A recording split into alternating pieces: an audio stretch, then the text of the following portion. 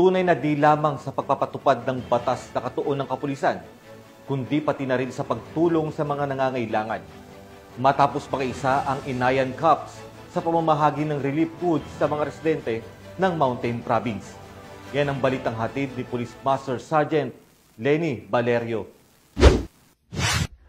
Muling ipinakita ng Diwa ng Bayanihan sa pagbibigay ng kawang-gawaan ng mga Inayan Cups sa Social Welfare and Development ng Mountain Province sa paghahatid ng mga food packs noong 5 ng Oktubre taong kasalukuyan.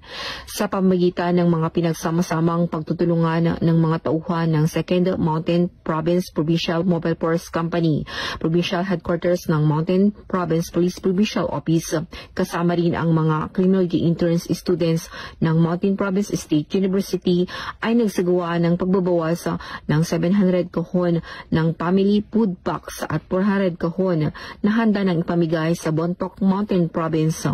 Sa ganitong aktibidad sa pagtulungan sa pagitan ng iba pang ahensya sa pagbibigay ng napapanahong tulong sa publiko ay nagpapatunay ng matibay na pagsasamahan.